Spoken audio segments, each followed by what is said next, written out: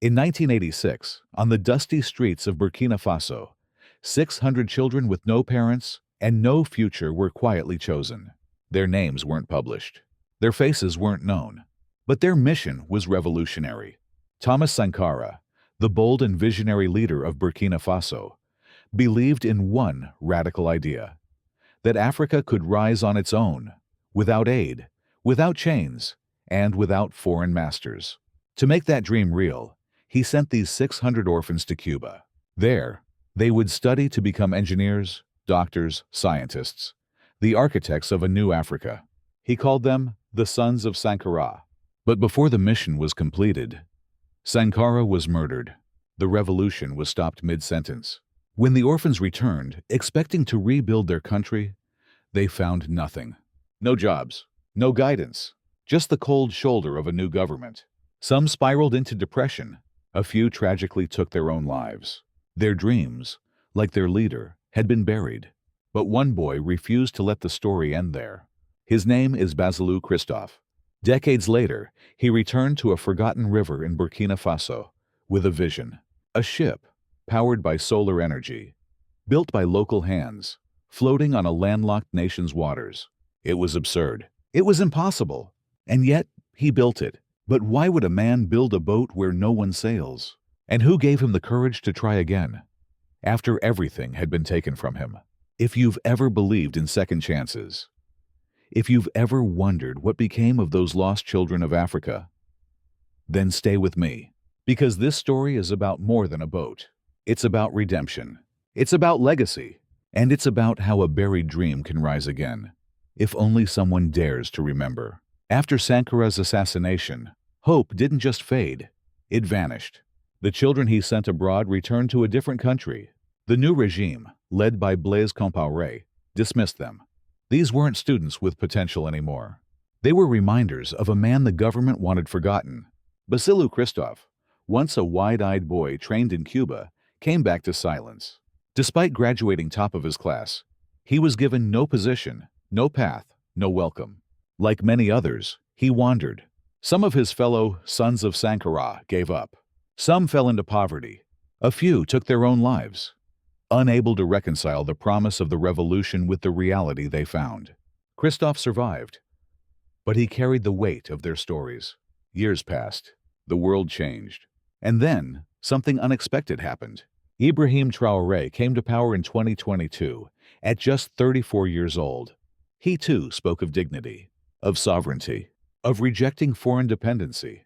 And as he tried to rebuild a shaken Burkina Faso, Traoré began reaching back to the forgotten children of Sankara. He found Christophe. Traoré encouraged him to return to his roots, to innovate, and to create. And Christophe did something no one expected. He built a boat. Not just any boat, a solar-powered vessel designed for tourism and cultural revival on a river in a landlocked country. The locals thought it was madness, but Christophe knew better. Decades ago, while studying in Cuba, he had seen cruise ships, symbols of possibility. Even as a boy, he had told himself, "One day, we will build this in Africa. We will not always be passengers. We will be builders." And now, he was doing just that. The boat, sleek, fully solar-powered, equipped with a restaurant, lounge areas, and entertainment deck, wasn't just a vessel. It was a statement, built entirely by local engineers, funded with private resources, and supported by the Ministry of Tourism. It became the first proof of concept for river tourism in Burkina Faso. Christophe's son, Genius, now helps operate the business. When visitors arrive, he greets them with quiet pride, often sharing the story of his father. Not as a victim of history, but as a man who chose to fight back with creativity.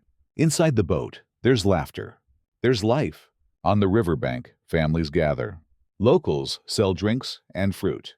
And beneath it all, there's one quiet truth. A dream that was once buried is sailing again. If this story speaks to you, if you believe the future can be rebuilt from broken pieces, leave a comment. Share this story, because the world needs to hear about the orphans who refuse to stay silent, and the nation that is still trying to rise. But what happened next?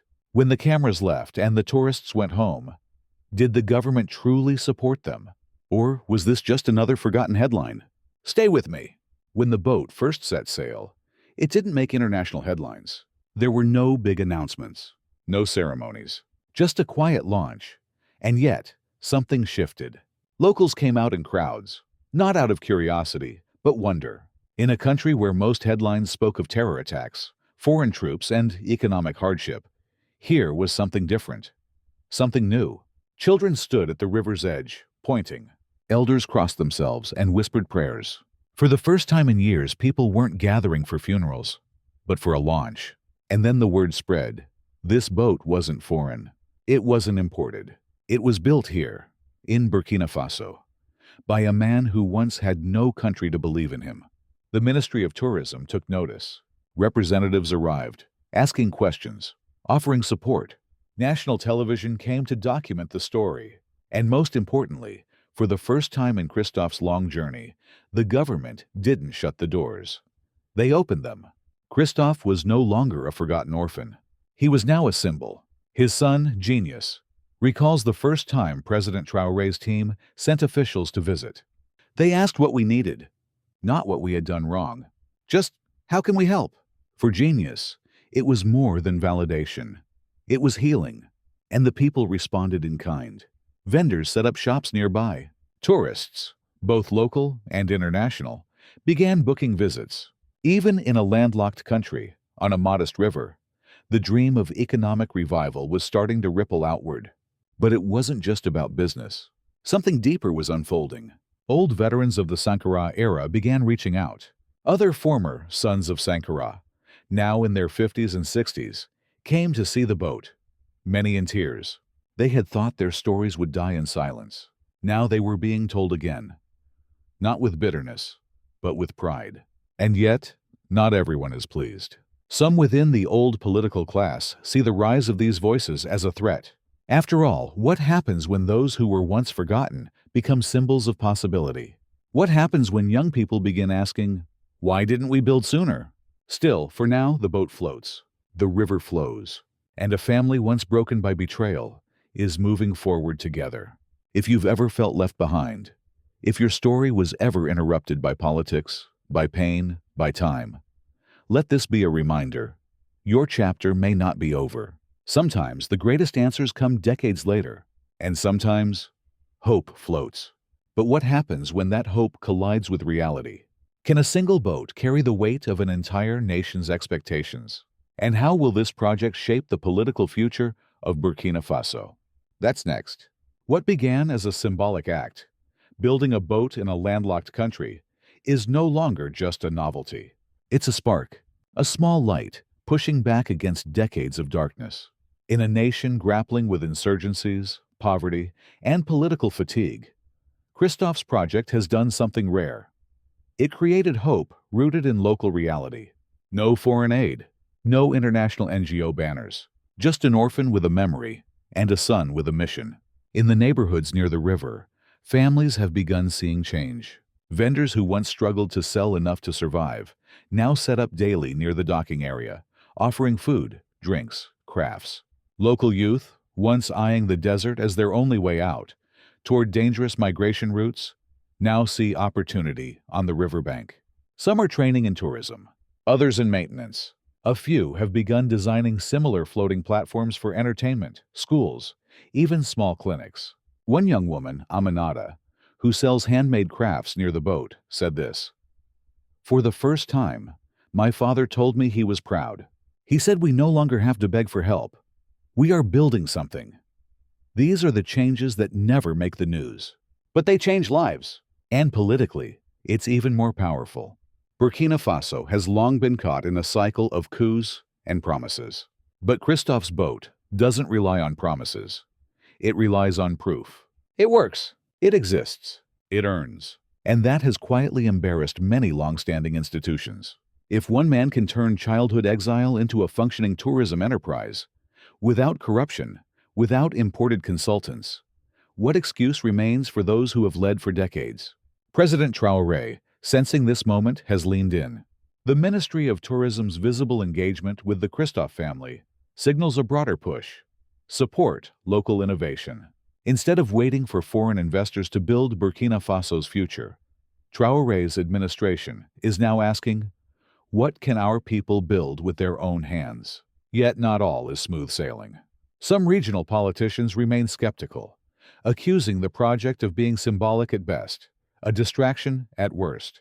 And others worry that the attention Christophe receives may invite rivalry, or worse, sabotage, in a country where power has long been zero-sum. But the people seem to disagree. Visitors keep coming. Bookings are rising, youth are inspired, and perhaps most tellingly, in a country where protests are common, there are now community meetings about ideas, not just complaints. The river has become a place of possibility, not just geography.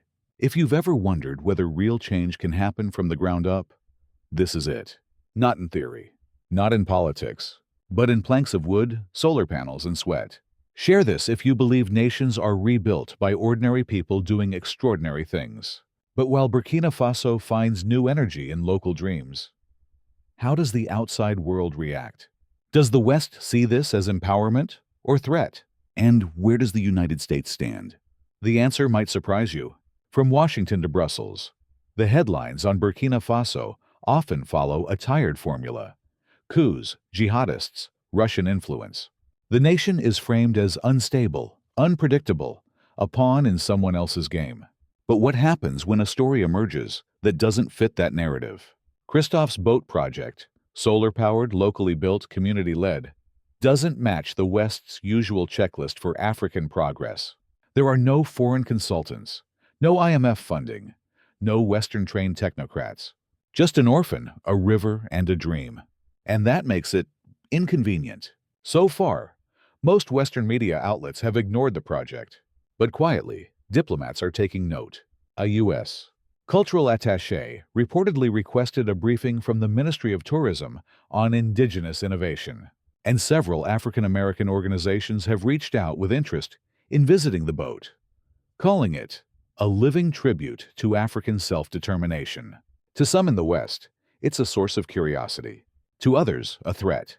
Because if a landlocked, under-resourced nation can generate hope without foreign aid, what does that say about decades of Western intervention? President Traoré's outreach to Russia has only deepened the divide. Critics warn he's shifting Burkina Faso into another sphere of influence. Supporters say he's simply exploring options, refusing to be trapped by old alliances. But the truth may lie somewhere else entirely. Perhaps it's not about choosing sides, but about choosing self. Projects like Christophe's aren't pro-Russia or anti-West. They're pro-Burkina Faso. And that's the message the West must hear, if it's listening at all. If you're from the West and watching this, ask yourself, what stories are we missing? And who decides what's newsworthy? Sometimes, the most powerful revolutions don't start in parliaments, but on rivers. But was all of this part of a larger plan? A secret vision buried decades ago by a man the world tried to forget?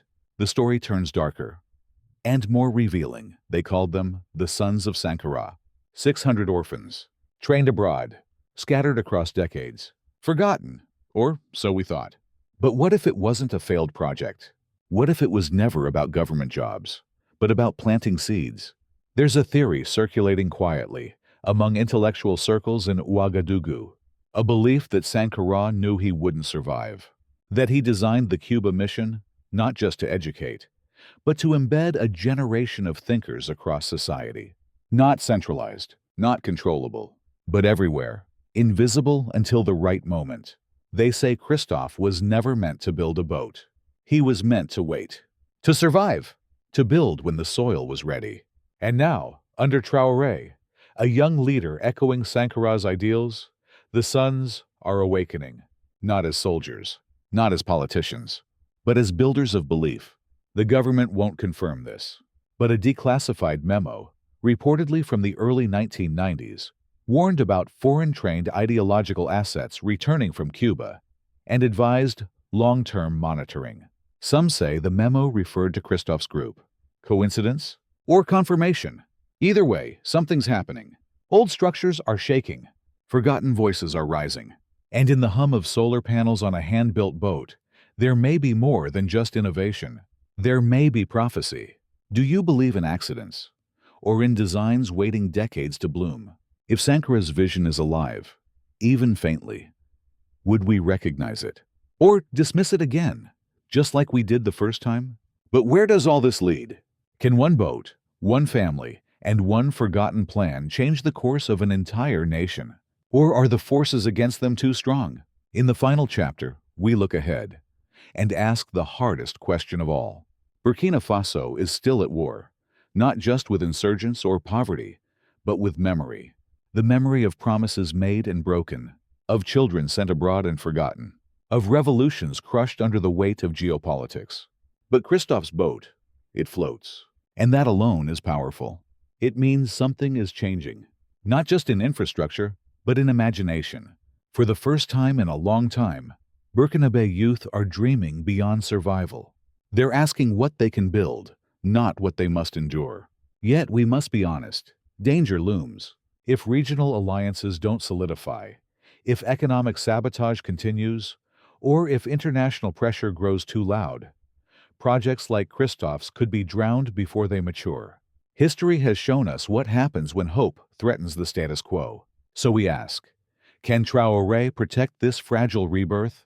Will the West support local innovation, or suppress it, fearing its implications? And most importantly, will the world listen this time?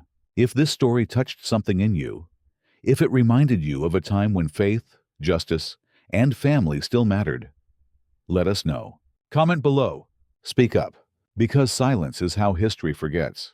But stories like Christophe's are how we remember.